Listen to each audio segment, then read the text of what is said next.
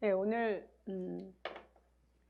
설교 말씀은 그 금요일 날 한 거의 연속이에요. 그래서 이제 금요일 날 앞에 효과적인 기도 원칙이라는 제목으로 1, 2, 3번까지 했고요. 오늘 4번부터 할 건데 못 들으신 분을 위해서 간략하게 1, 2, 3을 한번 짚고 넘어갈게요. 이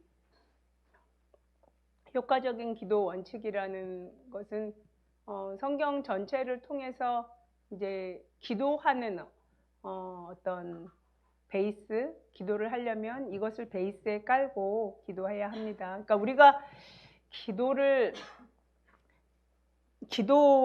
모든 기도의 응답을 다 받으면 얼마나 좋아요. 그죠?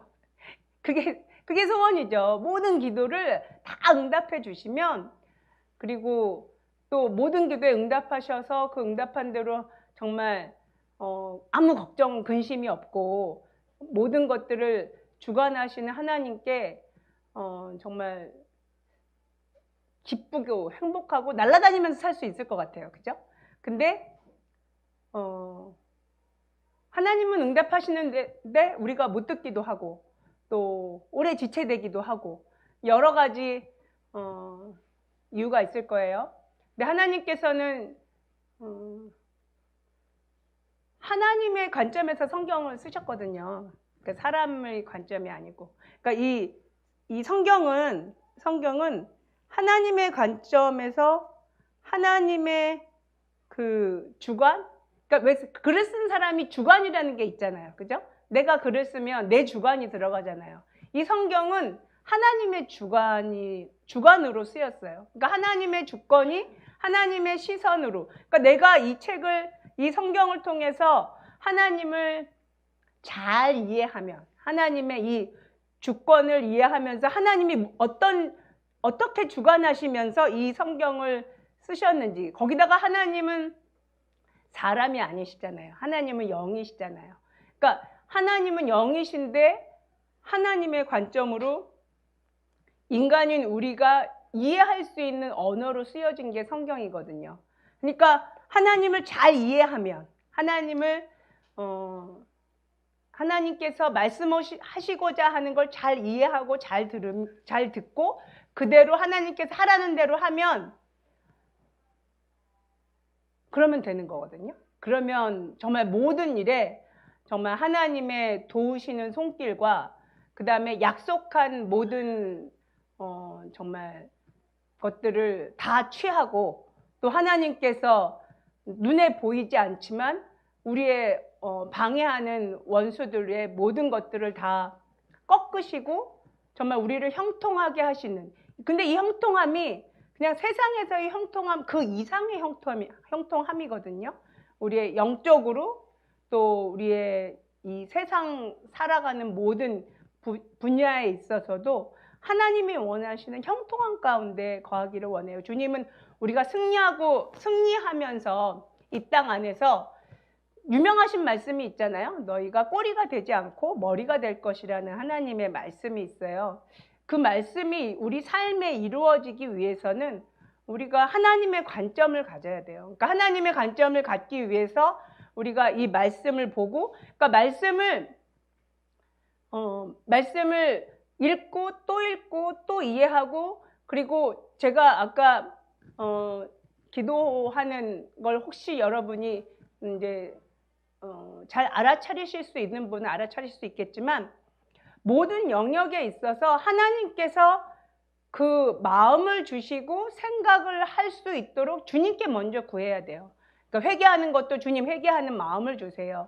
또 말씀을 보는 것도 말씀을 잘 이해하고 볼 수 있게 저에게 하나님의 은혜를 부어주세요. 또 예배를 드릴 때 주님 예배를 잘 드릴 수 있게 집중해서 할 수 있게 주님 도와주세요. 그러니까 모든 매사에 하나님의 도우시는 손길을 먼저 구해야 되거든요.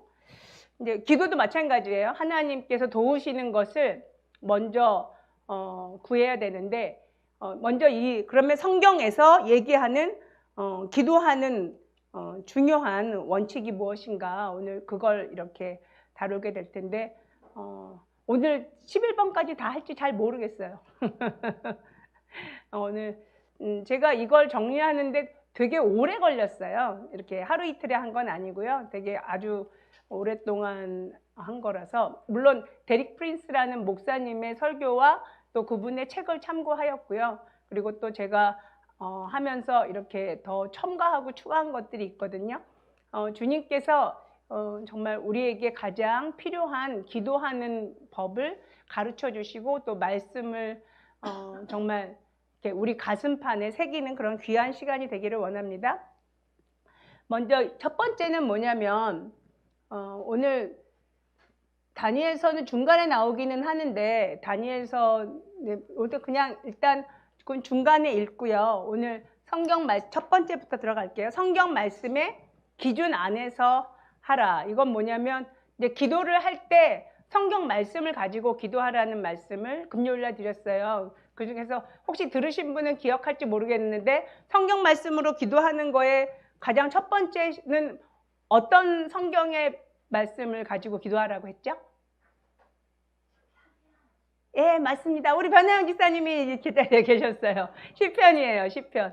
시편 말씀을 가지고 선포하면서 기도하는 거예요. 그러니까 성경 말씀으로 기도하라 그랬을 때 가장 첫 번째는 시편으로. 그래서 시편에 그날 금요일 날은 그래서 금요일 날 시편 1편을 가지고 이렇게 기도하면서 이렇게 읽으면서 기도하는 걸 했었거든요. 기도하는 시간에 매일매일 이 시편을 가지고 기도를 하세요. 시편이 하나님을 경배하고 하나님을 찬양하는, 하나님을 지극히 높여드리는 내용이 시편에 되게 많아요. 그래서 시편으로 기도하는 것이 여러분한테 아주 유익합니다. 두 번째는 감사와 찬양으로 하나님 앞에 기도하는 것입니다. 그러니까 자, 시편 말씀으로 시편으로 기도하고, 두 번째는 뭐라고요? 감사.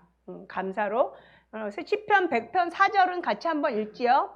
시작. 감사함으로 노래를 그의 눈에 들어가며 찬송함으로 그의 궁정에 들어가서 그에게 감사하며 그의 이름을 송축할지어다.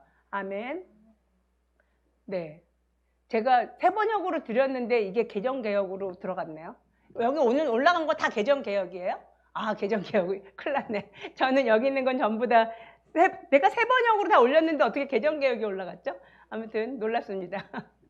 예, 감사함으로 그의 문에 들어간다고 했을 때 이 문이라는 건 하나님이 계신 성전의 의미예요. 그러니까 천국의 문을 의미해요. 그러니까 우리가 기도로 감사가 하나님께 하나님 앞에 나아가는 그 문의 열쇠가 되는 거예요. 그러니까 우리의 이 감사가, 그러니까 하나님 앞에 감사합니다. 이것이 그냥 이게 입에 발린 감사가 아니라 내 진정으로 마음으로 중심을 다하는 감사예요.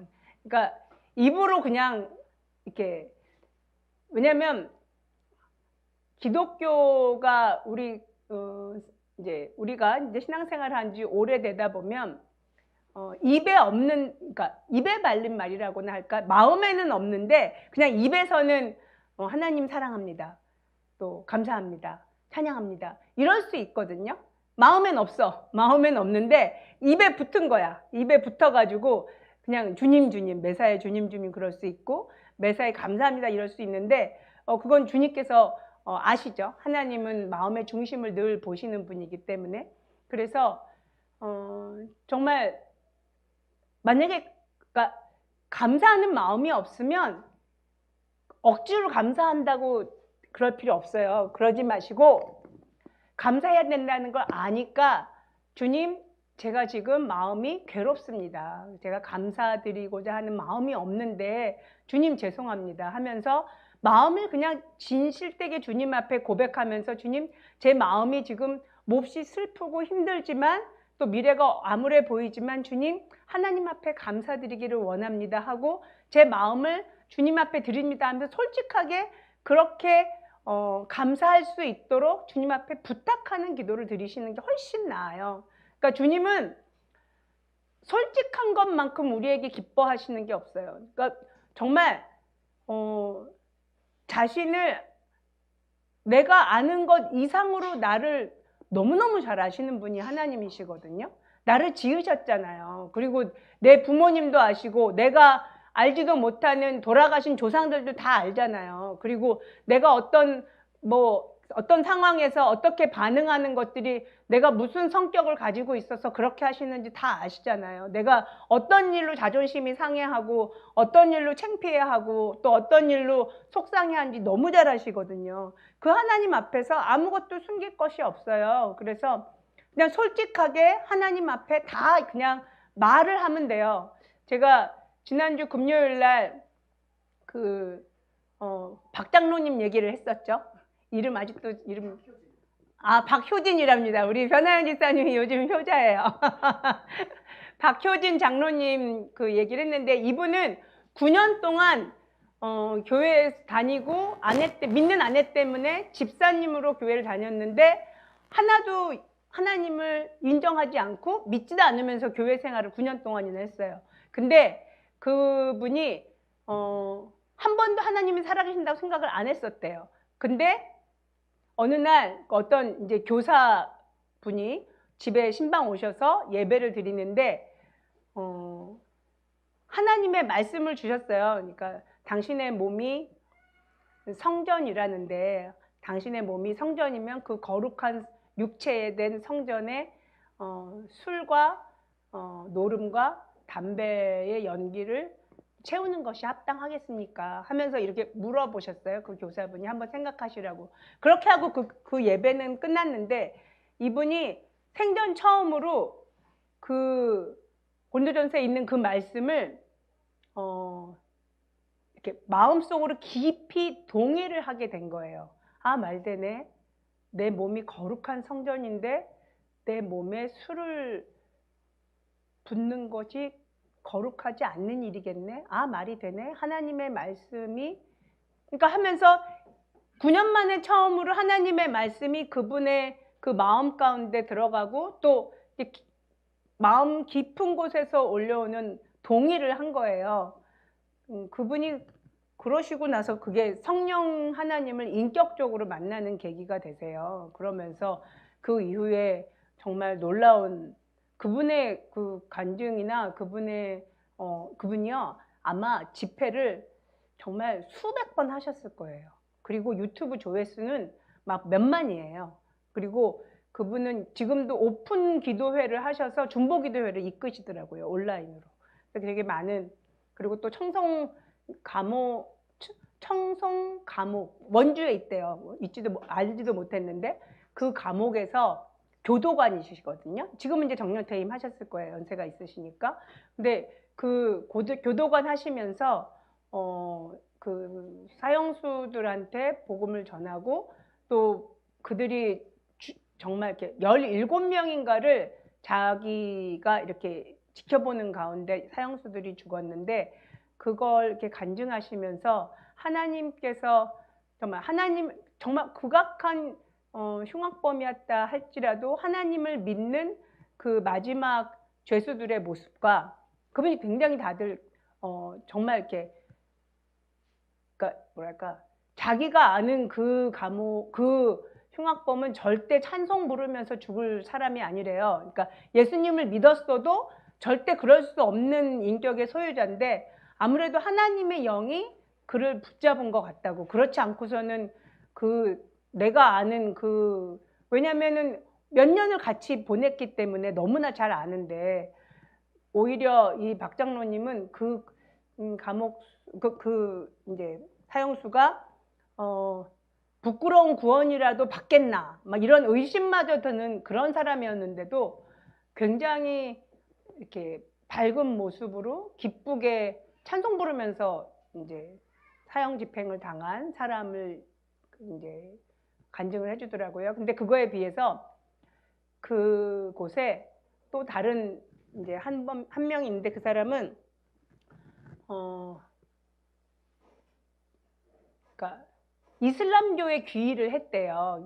물론 이제 사형수예요. 근데 이 사람은 그야말로 도를 닦은 사람인 거예요. 그래서 감옥소에서 아주 유명한 도사로 불렸대요. 그래서 이렇게 화도 안 내고 평상시에 인격 수양이 너무 잘 돼서 감옥에 있는 모든 사람들이 너는 정말 웬만한 기독교인들보다 더 인격 수양이 잘 됐다 이렇게 칭찬할 정도로 그런 도사도 이제 사형 집행을 받게 됐는데, 그 도사는 죽을 때 아주 참혹하게 죽었어요. 굉장히 두려움 가운데 막 오줌을 이렇게 오줌을 쌌대요.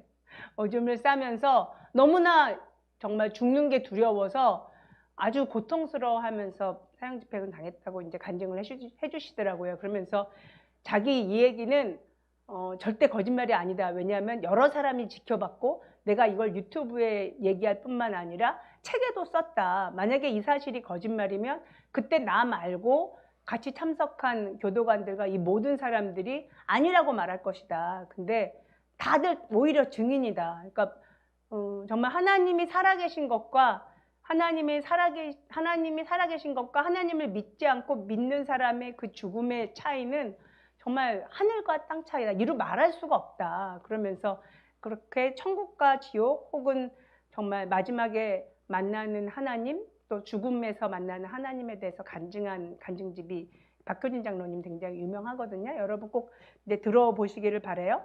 근데 정말 하나님께서 그렇게 살아계신 하나님, 모든 것을 너무나 잘 꿰뚫어 보시는 하나님 앞에 우리가 아무것도 숨기면 안 돼요. 그래서 다 그냥 솔직하게 그냥 자신의 상태를 모든 것을 다 고백하시면 되거든요. 그래서 고백함으로 또 감사함으로 문을 여시길 바랍니다. 그 다음에 3번은 서로에게 죄를 고백합니다예요. 한번 같이 읽어볼게요. 시작. 3번 시작. 서로에게 죄를 고백합니다. 이제 회개하는 건데 이게 하나님 앞에 회개할 뿐만 아니라 죄를 고백해야 되는 문제들도 있잖아요. 그러니까 내가 잘못했는데 그거를 그 사람하고 해결해야 되는 문제가 있어요. 그럴 경우에는 그 사람한테도 죄를 고백하는 거예요. 만약에 이제 부부라면은 부부에게도 내가 남편에게 뭘 잘못했어. 내가 아내에게 뭘 잘못했어. 잘못한 걸 내가 알아. 그래서 하나님 앞에 회개했어요. 근데 하나님 앞하고 내 사이는 정말 내가 회개함으로 정결함을 입었지만 내 아내에게, 남편에게 혹은 내 자식에게 아니면 뭐 어떤 사람에게 내가 죄를 짓고 나서 그 사람한테 내가 잘못했다라고 나의 잘못을 시인하고 고백하지 않으면 그 관계는 해결되지 않아요. 인간관계는. 그러니까 우리는요 하나님과의 관계도 중요한데 사람과의 관계도 굉장히 중요해요. 이 두 개가 온전해야 행복해요. 하나님하고 관계만 괜찮고 사람하고 관계는 엉망이면 이 세상에서의 삶이 비참해요. 외롭고 쓸쓸하고. 그렇게 살면 안 되거든요. 성도 간의 교통이 굉장히 중요해요. 우리는 하나님께서 아담 지으시고 나서 독처하는 것이 좋지 않다라고 하셨잖아요. 같이 있게 하셨어요. 우리가 교회라는 이 공동체, 우리 이 작은 공동체가 중요한 게 이 작은 공동체는 서로의 모든 상황을 다 알게 되거든요. 그리고 서로 도울 뿐만 아니라 또 우리의 장단점을 서로 알아요. 그리함으로 서로 중보기도로 도울 수 있고 또한 뭐가 잘못됐는지 서로 말해줄 수 있어요. 당신은 이런 부분에서 이렇게 하는 것이 좋겠습니다. 물론 점점 그렇게 말하는 게 쉽지 않은 시대로 흘러가고 있기는 하지만 교회마저 그것을 말하지 않으면 들을 수 있는 사람이 아무도 없어요. 내가 내 자신은 보지 못해요. 정말 보지 못해요. 가까이 있는 사람이 가장 자기 자신을 잘 알아요. 근데 가까이 있는 사람이 말해주지 못하면 주변에 있는 사람, 그래도 교회는 사랑으로 감싸주면서 말해주기 때문에 기회가 있는 거거든요. 근데 아무한테도 듣지 못하고 하나님 앞에 서면 그게 더 무서운 일이에요. 그리고 이 땅 안에서 거할 때 하나님께서 이 말씀을 주셨어요. 그리고 또한 이 회개 기도는 공동체를 위한 중보 기도를 할 때도 이 회개 기도가 굉장히 중요해요. 그래서 다니엘서 9장 5절에서 14절 말씀인데 이거는 나라를 위한 기도를 할 때 반드시 한 번은 짚고 넘어가야 되는 기도거든요. 한번 읽을게요. 다니엘서 9장 5절에서 14절이요. 같이 읽겠습니다. 시작. 우리는 이미 저질렀습니다. 악한 일을 저지르며 반역하며 주님의 계명과 명령을 떠나서 살았습니다. 우리는 주님의 종 예언자들이 주님의 이름으로 우리의 왕과 지도자와 조상과 모든 백성에게 말하는 것을 듣지 않았습니다. 주님께서는 언제나 의로우십니다. 그러나 우리는 오늘처럼 낯뜨거운 수치를 당합니다. 유다에 사는 사람이나 예루살렘에 사는 주민이나 가까운 데나 먼데 곧 이스라엘 사람으로서 흩어져 사는 사람이 주님께서 쫓아내신 그 모든 땅에서 수치를 당하고 있습니다. 이것은 그들이 주님께 죄를 지었기 때문입니다. 주님, 우리와 우리의 왕과 지도자와 조상이 낯뜨거운 수치를 당한 것은 우리가 주님께 죄를 지었기 때문입니다. 주 우리 하나님은 우리를 긍휼히 여겨주시고 용서하여 주셨으나 우리는 하나님께 반역하였습니다. 우리가 우리 주 하나님께 순종하지도 않고 하나님의 종 예언자들을 시키셔서 우리에게 말씀하신 율법도 따르지 않았습니다. 참으로 온 이스라엘이 주님께 순종하지 않고 주님의 율법을 어기고 벗어났으므로 하나님의 종 모세의 율법에 기록된 벌과 저주가 우리에게 내렸습니다. 이것은 우리가 주님께 죄를 지었기 때문입니다. 주님은 우리에게 큰 재앙을 내리셔서 우리와 우리를 다스리는 통치자들에게 하신 말씀들을 이루셨습니다. 예루살렘에 내린 것과 같은 재앙은 하늘 아래 그 어느 곳에서도 없던 것입니다. 모세의 율법에 기록된 대로 이 모든 재앙이 우리에게 미쳤습니다. 그런데 아직도 우리는 죄의 길에서 돌아서지 않았습니다. 하나님의 진리를 따라 살지 않았습니다. 이렇게 우리는 주 우리 하나님께 은혜를 구하려 하지 않았습니다. 주님께서 재앙을 간직해 두셨다가 우리에게 미치게 하신 것은 즉 우리 하나님이 우리 의로우신데 우리가 말씀에 순종하지 않은 까닭입니다. 아멘.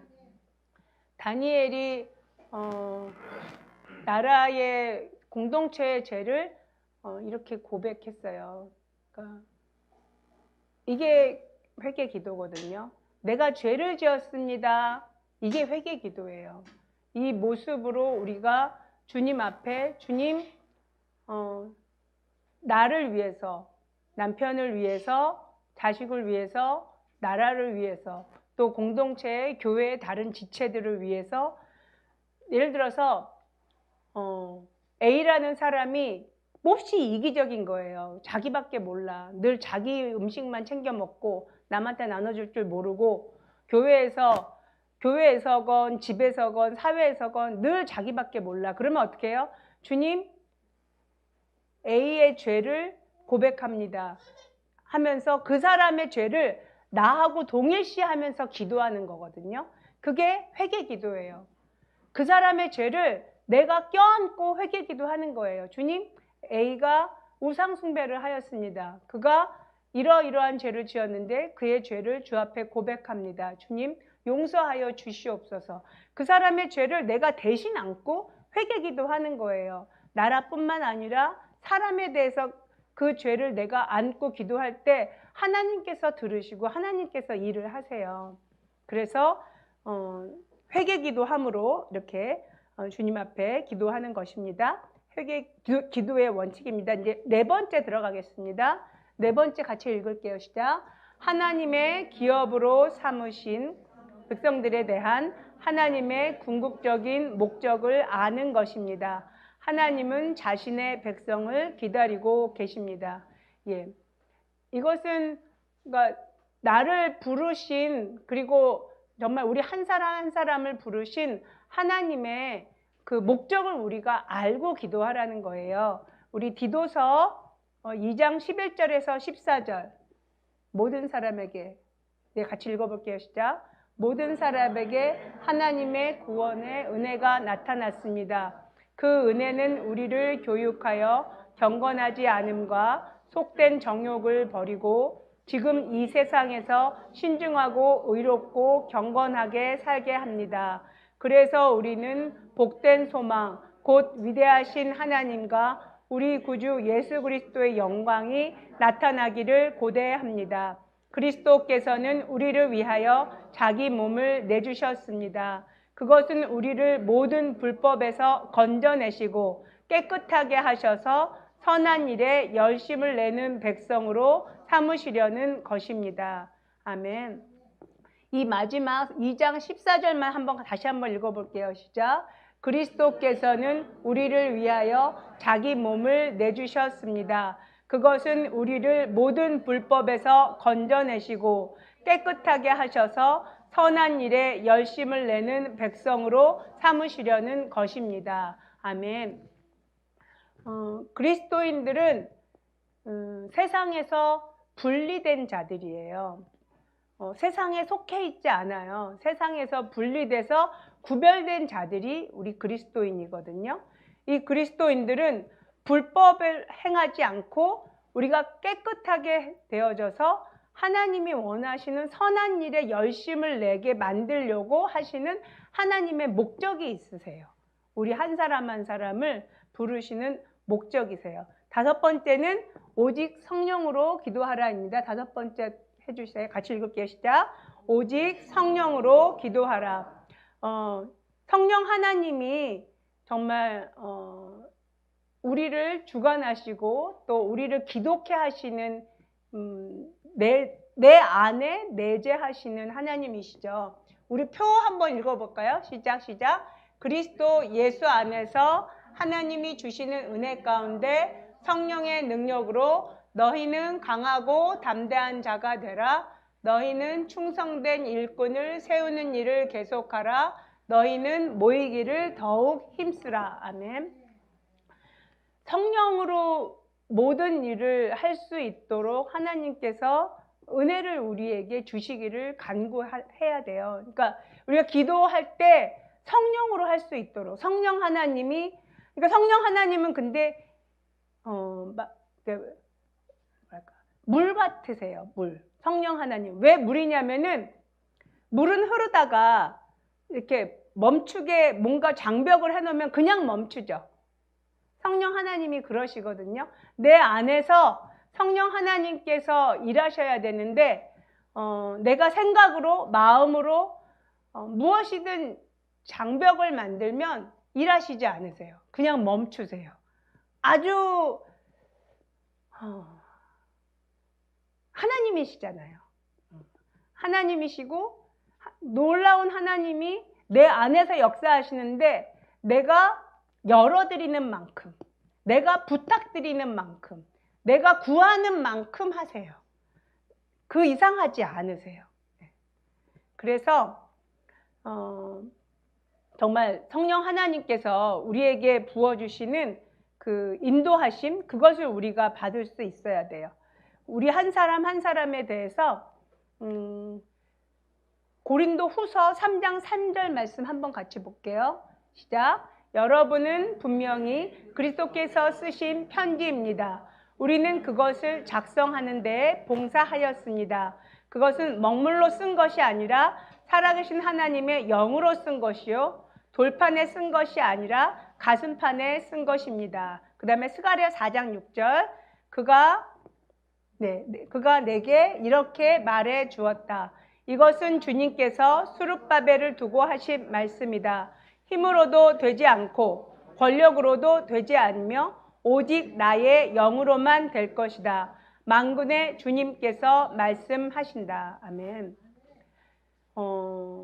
하나님의 말씀이 하나님의 영으로 우리 안에 쓰여졌어요. 그러니까 하나님의 아까 박효진 장로님의 간증을 했었는데 그분이 그러니까 말씀을 깊이 동의했다 그랬잖아요.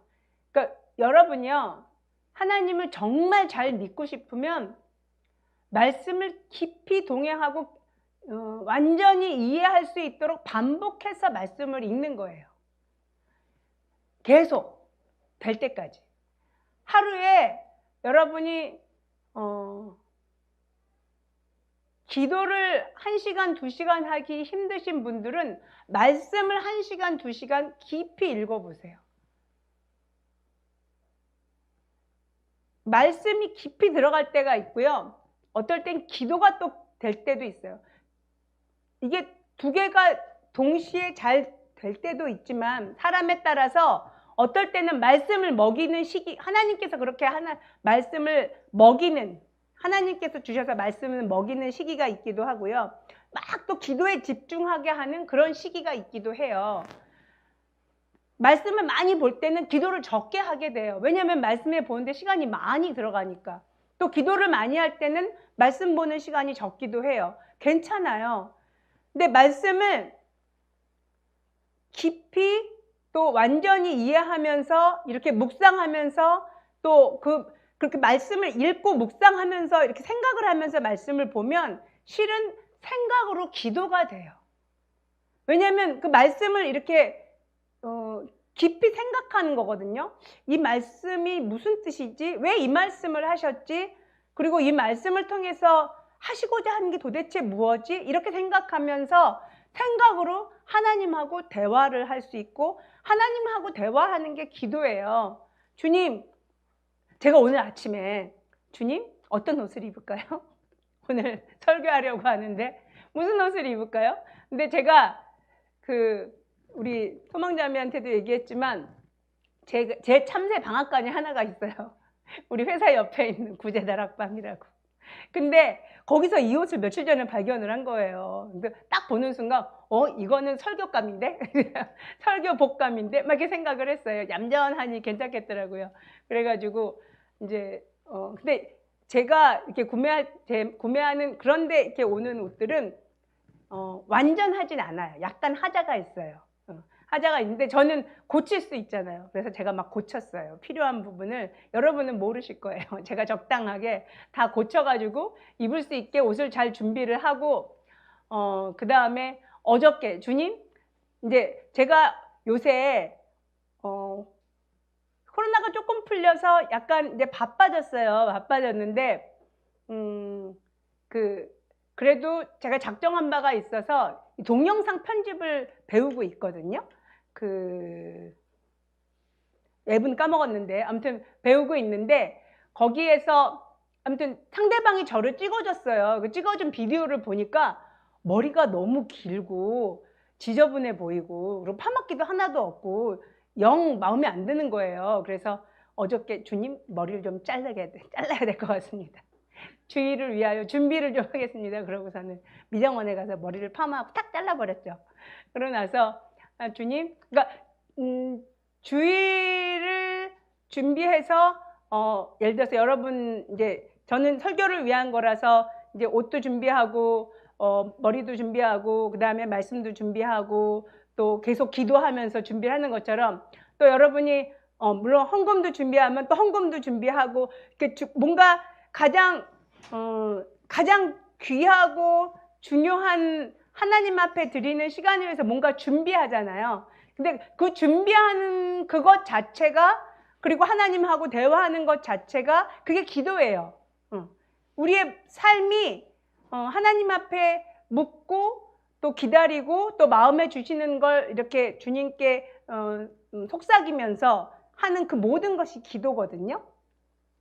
하나님께서 말씀하시기를 이 모든 것들이 영으로 된다고 하셨어요. 나의 영으로. 성령 하나님이시죠.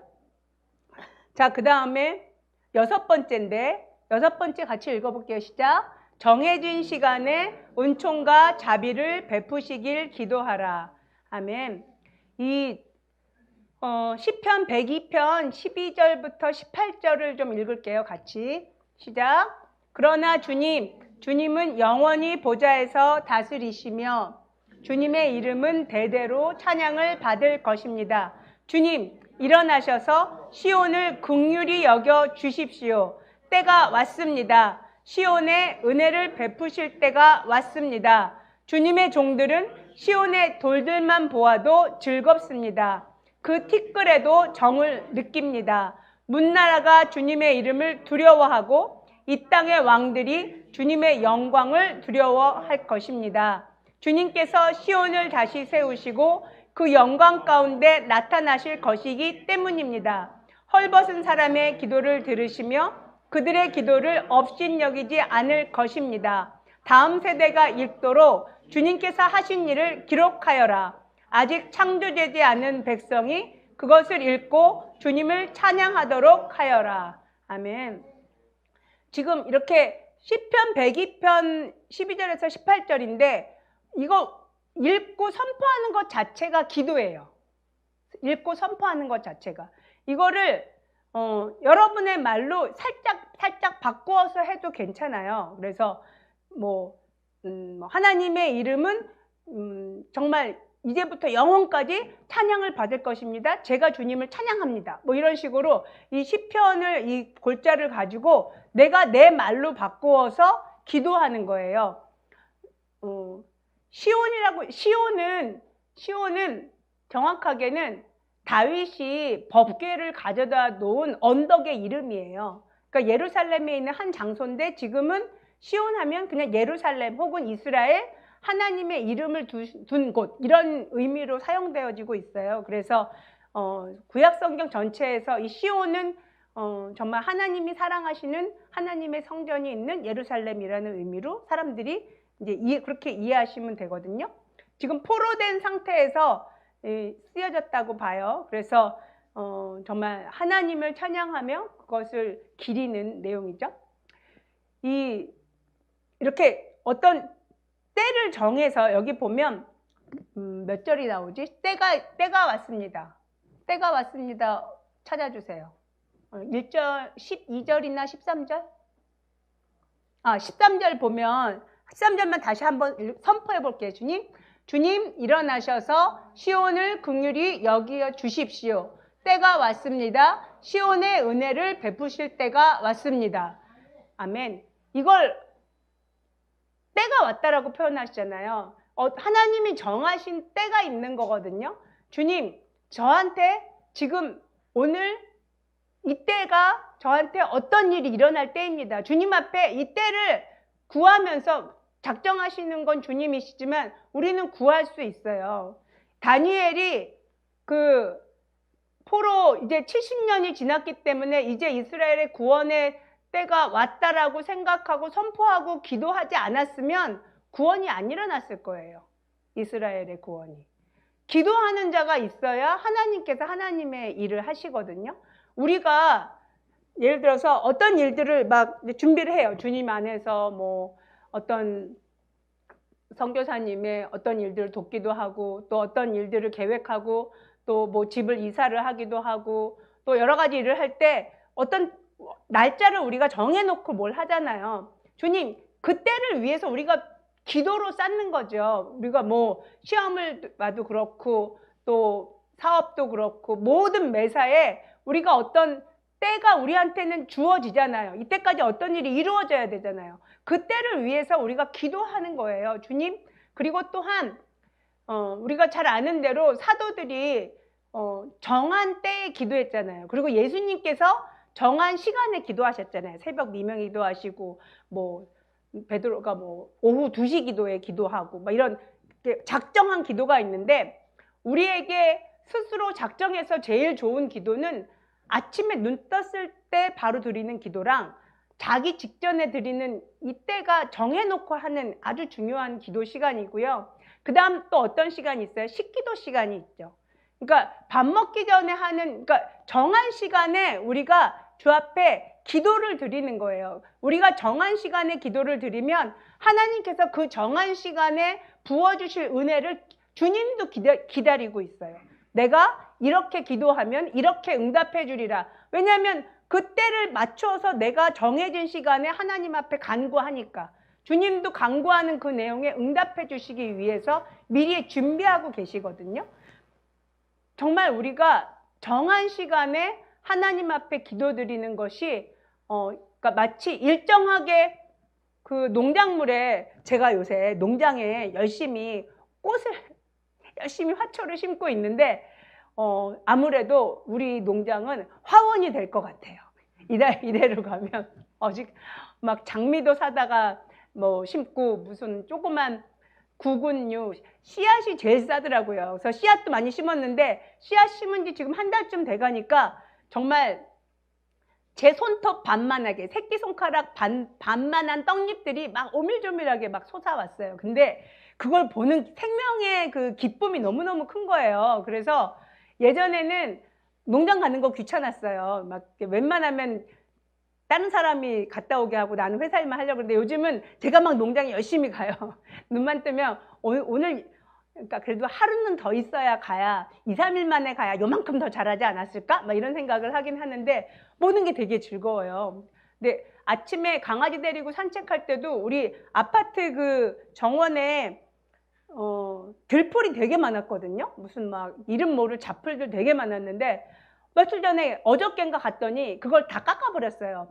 민둥산을 만들어가지고 나도 모르게 아니 그 노란 꽃, 흰 꽃들, 그 많은 꽃들을 다 죽였단 말이야. 이러면서 제가 막 혼잣말로 크게 막 소리를 질렀는데 너무 기쁨이었거든요. 작은 꽃이지만 보는 큰 기쁨이 있었는데 정말 주님께서 우리에게 그 허락하신 뭐 예를 들어서 아침에 새벽에 저는 새벽에 이제 강아지 산책하면서 막 방언기도를 해요. 새벽에 방언기도 하면은 신기하게 제가 다닐 때는 아무도 없어요. 그러니까 아침 일찍에 정말 이렇게 정원 강아지 데리고 다니는 사람도 없고 저는 이제 그러면 막 방언기도 하기도 하고 또 주님 앞에 옛날에 마스크 쓸 때는 그렇게 방언기도 하기가 좋더라고요. 내가 아무리 모락모락해도 다른 사람이 못 보잖아요. 그래서 소리만 작게 해서 방언기도 하면 그것도 되게 유익했는데 지금도 뭐 마스크 쓰니까 아무튼 정한 시간에 그 기도함으로 하나님께서 주시는 복을 누리시기 원합니다. 그 특별히 식기도 할 때 여러분한테 팁을 드리자면 제가 식기도 본문은 여기 안 나와 있죠. 식기도 본문은 혹시 있어요? 식기도 본문? 그건 없나요? 예, 제가 그냥 식기도 본문 하나, 본문이 아니고 식기도문 하나 제가 한번 읽어볼 테니까 한번 들어보세요. 이 음식과 음식을 준비한 손길을 예수님의 이름으로 축복합니다. 정한 기한에 이스라엘과 대한민국에 하나님의 자비와 은총을 베풀어 주세요. 대한민국과 대한민국의 선교사님들이 파송된 모든 국가에 부흥을 주세요. 그러니까 식기도에 나라와 민족을 위한 기도라 그 다음에 교회 기도랑 그 다음에 선교사님 기도를 같이 할 수 있어요. 왜냐하면 그러면 기도를 많이 할 수 있잖아요. 이렇게 정한 시간에 하루에 3번을 식기도 한다면 이 식기도 시간에 정말 선교사님을 위해서 또 우리 파송된 우리 배 목사님 위해서 꼭 기도가 지금 되게 중요한 시기거든요. 영적으로 많은 기도가 집중되어야 될 시기예요. 매일매일 기도하시는 분도 있겠지만 식기도 시간에 우리 배 목사님 이 선교 라오스를 위해서 좀 기도를 해주셨으면 좋겠어요. 그리고 새로 시작한 이 정부를 위해서도 잘 원활히 되어지도록 또 기도가 필요하거든요. 그러니까 식기도 시간에 그 음식뿐만 아니라 나라 민족을 위해서도 기도하여 주시기를 원합니다. 그리고 7번째는 이스라엘의 평화를 위하여 기도하라인데 7번째 예, 이스라엘의 평화와 이제 구원을 위해서 기도해야 돼요. 이게 우리의 그 의무거든요. 우리 시편 122편 6절 말씀 같이 읽을게요. 시작. 예루살렘을 평화가 깃들도록 기도하여라. 예루살렘아 너를 사랑하는 사람에게 평화가 있기를. 이게 우리에게 주신 하나님의 말씀이세요. 그래서 예루살렘이 평화가 있기를 우리가 기도해야 되고요. 그 다음에 로마서 11장 31절 로마서 없나요? 로마서 11장 31절 자, 제가 읽을게요. 이와 같이 지금은 순종하지 않고 있는 이스라엘 사람들도 이거 제가 나중에 충고한 거예요. 여러분이 받은 그 자비를 보고 회개하여 마침내는 자비하심을 입게 될 것입니다. 이게 뭐냐면 언젠가는 온 이스라엘 사람들이 하나님의 자비하심으로 구원을 받게 될 거라는 하나님의 말씀이거든요. 그러니까 이 말씀이 이렇게 있으니까 반드시 이루어질 거예요. 자, 그 다음 여덟 번째 해주세요. 8번. 시작. 이스라엘을 축복하면 하나님으로부터 축복을 받습니다. 예, 반유대주의는 저주를 받거든요. 그러니까 기도할 때마다 이스라엘을 축복하면 하나님의 복을 받습니다. 이거는 그냥 진리예요. 이 말씀이 그렇기 때문에 여러분이 이스라엘을 잘 몰라도 이스라엘을 축복하세요. 그러면 복이 임합니다. 우리 서진교회의 마지막은 이스라엘이 구원받는 거예요. 온 이스라엘이 지금 뭘 기도하고 있냐면, 이 이스라엘을 위해서 기도하는 사역자들은 이스라엘의 기독교인이 3%가 되기를 위해서 기도하고 있어요. 왜냐하면 3%가 되면 정치적인 힘을 얻거든요. 정당을 만들 수 있고, 지금 이스라엘에 예수님을 믿는 유대인인 외국에 사는 사람들이 이스라엘에 못 들어와요. 왜냐하면 예수님을 믿으면 개종한다고 해야 들어와요. 유대교를 개종해야 들어와요. 왜냐하면 이스라엘은 기독교를 이단으로 삼잖아요. 유대교인만 받아들여요. 그렇기 때문에 근데 3%가 되면 달라지거든요. 법을 바꿀 수 있거든요. 그래서 이스라엘에 3%의 기독교인이 생길 수 있도록 지금 1%도 안 되는 것 같거든요. 하나님께서 일하시도록 그런 기도가 필요합니다. 이스라엘을 위한 축복 기도의 근거가 되는 말씀, 창세기 12장 1절에서 3절 말씀이에요. 같이 읽을게요. 시작. 주님께서 아브라함에게 말씀하셨다. 너는 내가 살고 있는 땅과 내가 난 곳과 너희 아버지의 집을 떠나서 내가 보여주는 땅으로 가거라. 내가 너로 큰 민족을 되게 하고 너에게 복을 주어서 내가 크게 이름을 떨치게 하겠다. 너는 복의 근원이 될 것이다. 너를 축복하는 사람에게는 내가 복을 베풀고 너를 저주하는 사람에게는 내가 저주를 내릴 것이다. 땅에 사는 모든 민족이 너로 말미암아 복을 받을 것이다. 여기 뭐라고 얘기해요? 땅에 사는 모든 민족이에요. 모든 민족. 그러니까 아브라함의 땅, 아브라함의 자손인 이스라엘을 축복하는 것이 우리에게는 아주 중요해요. 그래야지 우리에게 하나님이 부어주시는 복이, 형통의 복이, 하나님을 알게 하는 놀라운 복이, 은혜의 복이 우리에게 함께합니다. 민수기 24장 9절도 같은 말씀이거든요. 네, 같이 읽어볼게요. 시작. 엎드리고 웅크린 모양이 수사자 같기도 하고 암사자 같기도 하니 누가 감히 일으킬 수 있으랴. 너에게 복을 비는 이마다 복을 받을 것이요 너를 저주하는 자마다 저주를 받을 것이다. 이 너가 바로 이스라엘이거든요. 자, 그 다음에 9번인데 우리 9번은 읽어볼게요. 시작. 하나님께 무엇을 해야 한다고 지시하지 마십시오. 이게 기도할 때 흔히 저지르기 쉬운 실수예요. 그러니까 내가 방법을 다 세우는 거지. 그래서 내가 이 기도를 이렇게 되려면 이런 절차들을 하나님께서 다 해주셔야 됩니다. 그러니까 내가 하나님한테 방법을 다 알려드리는 거예요. 하나님께 방법을 알려드리면서 이 방식대로 저를 축복해 주세요 하고 기도하는 거거든요. 그러니까 하나님은 근데 지시를 받는 분이 아니시잖아요. 그러니까 우리가 중요한 게 주권이 내 인생의 항해자라는 노래도 있는데 내 인생의 주권자가 인생의 운전대를 잡으신 분이 내가 아니에요. 하나님이에요. 나인 것으로 착각하면 인생이 꼬입니다. 쉽지 않아요, 사는 게. 근데 내가 아니고 하나님이에요. 그러니까 내가 아니고 하나님이라는 걸 아주 뼛속 깊이 인정하고 하나님 앞에 순복하면 세상에 화날 일이 없어요. 왜냐하면 모든 것이 하나님께서 허락하신 일이기 때문에 화낼 일이 하나도 없거든요. 그렇지만 그 인생이 달라져요. 하나님이 주관하시는데 왜 꼬리가 되게 하고 하나님이 주관하시는데 왜 밟히는 인생이 되겠어요. 하나님께서 머리가 되게 하시고 하나님께서 우리를 주장하셔서 하나님의 풍요하고 놀라운 곳으로 인도를 해주시거든요. 이사야서 40장 13절에서 15절 말씀 같이 읽을게요. 시작. 누가 주님의 영을 헤아릴 수 있겠으며 주님의 좋은 자가 되어 그를 가르칠 수 있겠느냐.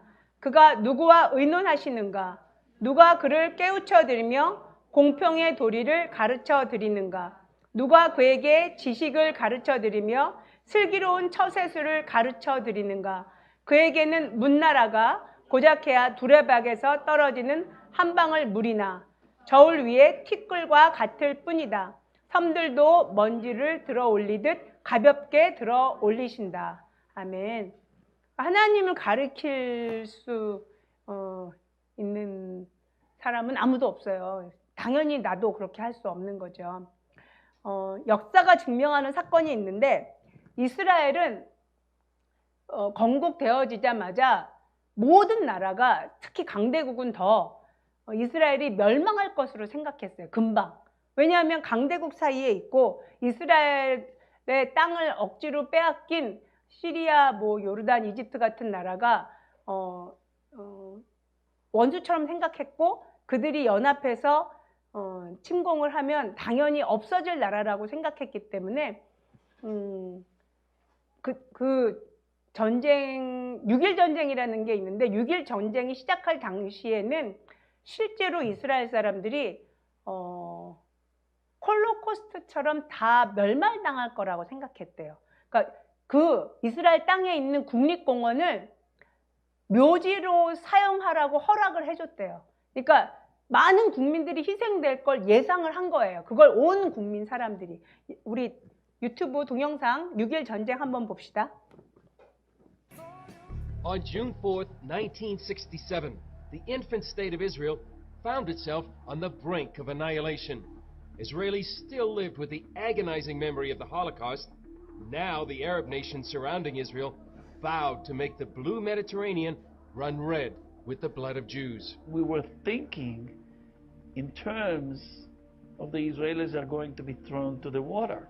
On the morning of June 5th, 1967, Eitan Ben Eliyahu flew one of the first missions against Egyptian airfields in the Sinai. This is a matter of life and death. This is a matter of Israel is going to be destroyed.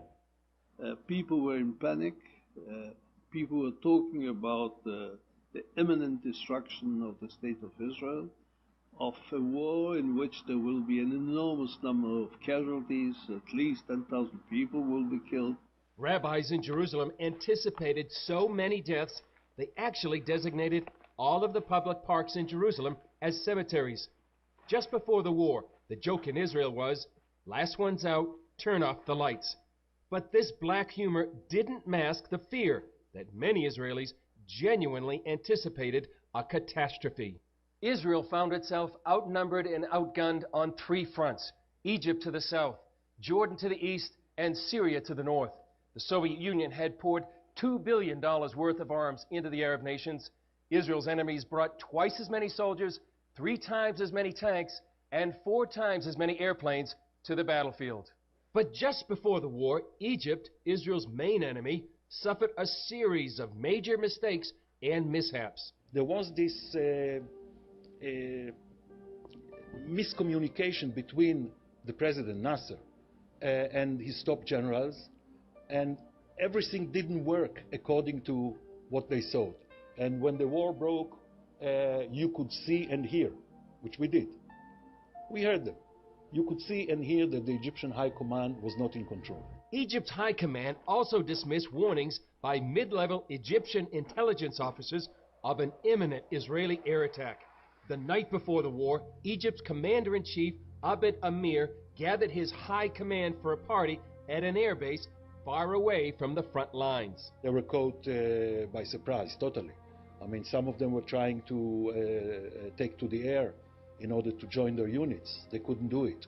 2 weeks before the war, Egypt replaced nearly all of its commanders in Sinai with officers unfamiliar with the terrain. On the morning of June 5th, Jordanian radar detected the Israeli Air Force taking off. They sent a red alert to Cairo, but the decoding officer used the wrong day's code and failed to decipher the vital information. The warning never came. Instead, the Israeli Air Force decimated the Egyptian Air Force on the ground, the key to the outcome of the war. Some, like author Sarah Rigler, who's written on the Six-Day War, believe this series of Egyptian mistakes reveals the work of an unseen hand. You can say, oh, wow, what a lucky coincidence. Or you can see the divine hand. We see that God arranged all these things to happen the way they did because he wanted the Israeli strike to succeed. He wanted us to win. He wanted us to regain our holy places. To some, the confusion in the Egyptian command just before the war evoked memories of the biblical story of Gideon routing the enemies of Israel. Instead of annihilation, Israel won one of the most decisive victories in military history. Many Orthodox Jews and Christians believe the Jewish nation had witnessed a miracle. For evangelical Christians, the Six-Day War was a huge moment of seeing God's hand intervene on behalf of the Jewish people. I mean, that really was, I think, so extraordinary, is that you had this moment where Arab leaders, Islamic leaders, were saying we're going to throw Jews into the sea, and it looked like another Holocaust was imminent, and suddenly, in 6 days, the Jewish people defended themselves, destroyed their enemies, tripled their land, recaptured control of Jerusalem for the first time in 2,000 years, and on the seventh day they rested. That just sounded way too biblical for evangelicals all over the planet, and they rejoiced with the Jewish people. In the immediate aftermath of the war, everyone, religious and secular alike, recognized that this was from God because it was just so implausible. I mean, here everybody was expecting a tremendous defeat. This is a miracle. Even Moshe Dayan, who was the commander of the Israeli forces and who was a very secular person, he went to visit the Western Wall the day after it was liberated, and there's a tradition to put, put little notes to God in the wall. So he put a little note to God between the crevices of the wall, and of course as soon as he left, the newspaper men in their typical discreet way ran and took the note out and read it. What did it say? And it was a line from Psalms that said, "This is from God, it's wondrous in our eyes." 네, 여기까지입니다.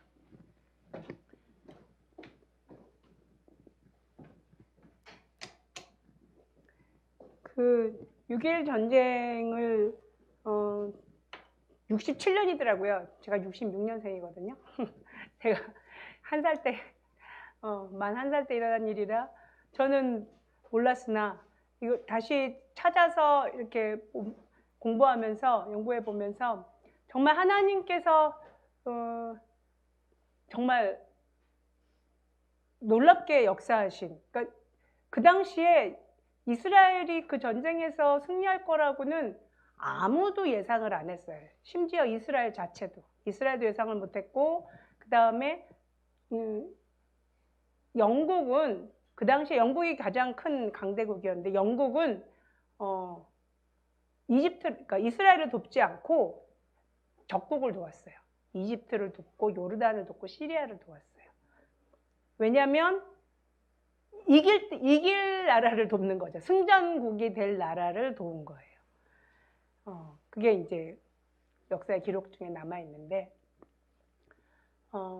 하나님께서 하시는 일이에요. 그러니까 역사의 주관자는 하나님이세요. 하나님께서 그 모든 것을 주관하시고 이 성경에 있는 모든, 그러니까 이스라엘이란 국가, 그리고 유대인들, 그리고 랍비들, 그들 모두가 그냥 하나님의 증인들이에요. 이 성경책의 증인들이에요. 그들이 있다는 것 자체가, 그리고 이스라엘이 존재한다는 것 그 자체가 우리한테는 희망이에요. 예수님의 재림에 대한 희망이고 영원한 천국에 대한 희망이고 살아있는 증거들이에요. 그렇기 때문에 이스라엘의 회복을 위해서 우리가 기도해야 돼요.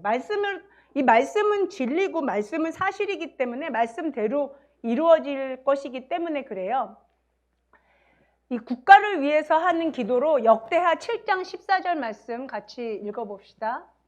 시작. 내 이름으로 일컫는 나의 백성이 스스로 겸손해져서 기도하며 나를 찾고 악한 길에서 떠나면 내가 하늘에서 듣고 그 죄를 용서하여 주며 그 땅을 번영시켜 주겠다.